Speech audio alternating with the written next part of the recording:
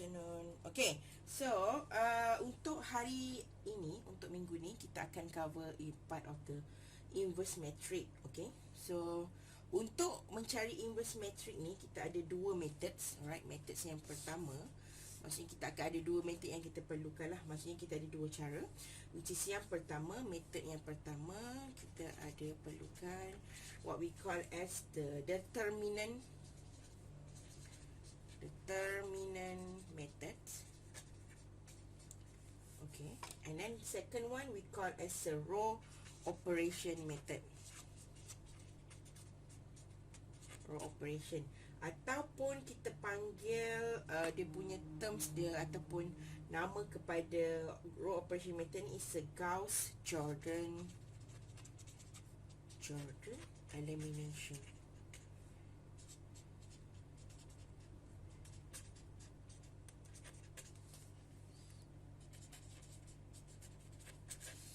Okay, so ini first method. Alright, okay, so kita ada dua lah. Okay, untuk yang pertama kita akan cover part inilah dulu, determinant methods.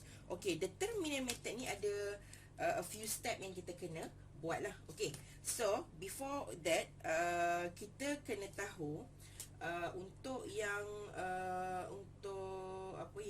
untuk kita dapatkan inverse method dalam determinant methods ni, kita akan, maksudnya kita nak dapatkan inverse dia, maksud one inverse, maksudnya A ni kepada sesuatu method lah. Okay, sesuatu metrik, maksudnya inverse metrik A adalah sama juga dengan 1 over determinant and then times dengan adjoint, kita panggil adjoint A. Okay, so benda yang kita perlu kat dalam ni adalah kita kena cari apa kita panggil determinant itself, ataupun kita panggil ni lah determinant. Ni determinant. Jadi saya tunjuklah macam mana kita nak dapatkan determinant. Okey, lepas dapatkan determinant, kita perlukan dapat adjoint A. Tetapi sebelum kita nak dapatkan A ni, kita kena cari adjoint A ni, apa tu adjoint sesuatu matrik A ni, atau apa matrik, kita perlu tahu nilai, kita kena tahu nilai apa tu kita panggil, kita kena cari cofactor, kita panggil cofactor lah. Okey, cofactor, ataupun kita akan sebut dia sebagai matrix cofactor ataupun kita panggil CIJ lah, cofactor. Tapi sebelum untuk mendapatkan cofactor ni, kita perlu mencari what we call it as a minor. Maksudnya dia adalah minor dulu, and then baru kita cari cofactor. Dan bila kita dapat cofactor, kita nak dapatkan what we call it as a adjoint A ni. Adjoint A ni adalah bermaksud adalah kita nak dapatkan transpose of IJ ni, cofactor punya transpose. Kan nanti kita akan, kan hari tu saya tunjuk dalam kelas macam mana nak cari transpose kan. So sama juga dalam kita punya ni lah, apa kita panggil, maksudnya determinant tu kita kena tahu satu. And then daripada determinant tu nanti kita akan cari kita panggil minor. Alright, bila kita dapat minor tu, kita boleh dapat nilai matrix cofactor. Dan bila dapat matrix cofactor, kita akan transposekan dia untuk menjadi adjoint A. Alright, adjoint lah. Alright, ni adjoint, ni cofactor. So kena tahu step dia. Okay, so nanti kita akan tunjuk satu-satu. So kita start dengan cari determinant dulu. Okay, let's go. Okay, so before we go further, untuk kita untuk mendapatkan sesuatu, apa kita panggil inverse matrix. So matrix tu kena bersifat, maksudnya matrix tu kena bersifat square matrix. Apa maksud square matrix? So dia adalah n darab n, maksudnya dia mesti adalah square, maksudnya nilai row darab dengan kolom dia mesti sama nilai lah. Contoh macam kita ada sama ada 1, 1, okey, ataupun 2, 2, 3, 3, 4 dan seterusnya lah. So maksudnya dia kena square metrik. So barulah kita boleh dapatkan dia punya inverse metrik. Okay, so kita go for the determinant tu. Okay, dia determinant ni mestilah daripada square metrik lah.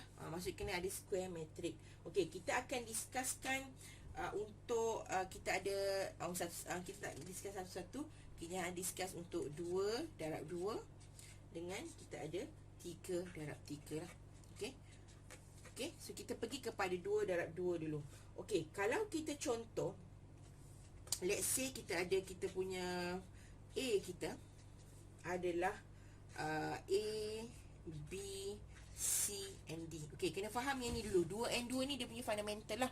So, kalau masa untuk yang dapat 3-3, kena faham yang ini dulu, baru kita boleh pergi kepada 3-3 lah. Okay, so kita akan dia punya determinant ni kita akan dapat, maksudnya dia like macam absolute lah, macam tu, absolute A ataupun we call as a determinant A. So dia adalah, you bayangkan sini, so dia adalah darabkan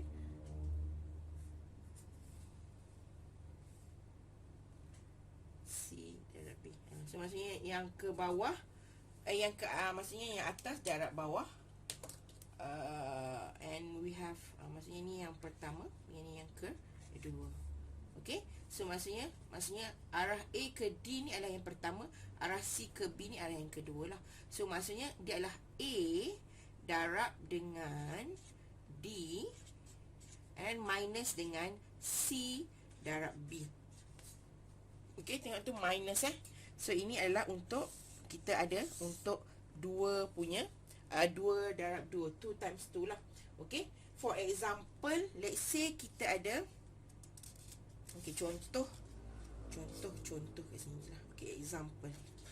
Okay, let's say kita ada dia punya, katalah A, saya just sebut A je lah. So kita akan banyak guna A. So A we have negative 6 and 3 and 5 and 3 negative and 4. Okay, so dapat je macam ni. Dia punya determinant dia adalah sama juga dengan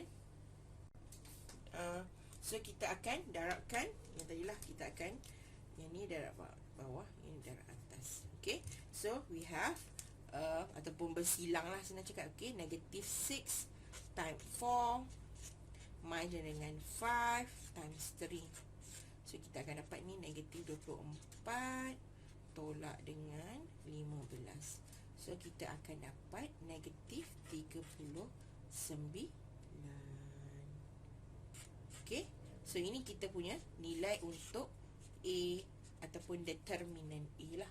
Okay, so now apa cerita kalau kita darab ataupun kita dapat 3 kali 3 ataupun 3 times 3. Okay, let's go. Okay, kita tengok satu contoh lagi untuk cari determinant untuk 3 times 3 punya metrik.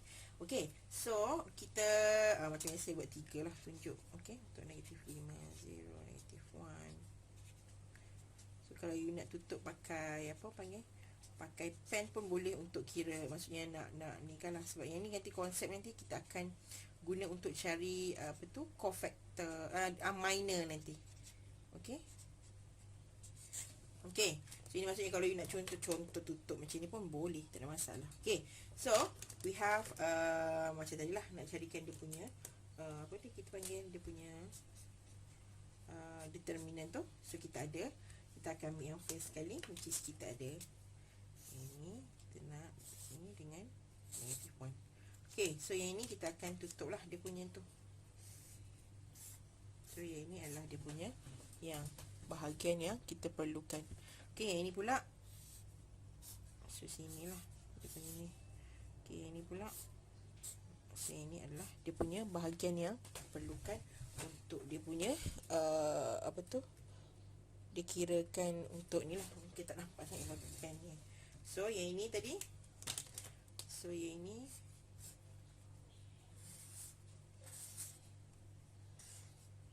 okay. Okay, so kita dah teruskan yang tu. Maksudnya kita akan negatif 5 ni. Okay, dan jangan lupa yang dia punya alternate lah, ni positif, negatif, positif. Kalau ada banyak lagi tu kena lah. Okay, tapi ni ada positif, negatif, positif lah.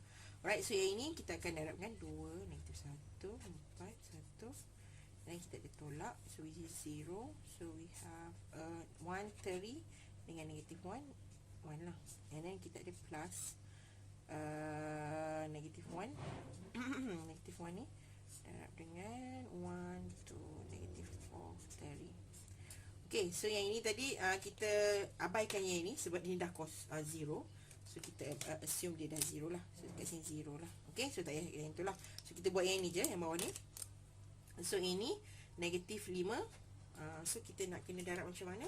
So yang atas darab dengan bawah, tolak dengan bawah tolak yang atas. Ini pun sama lah.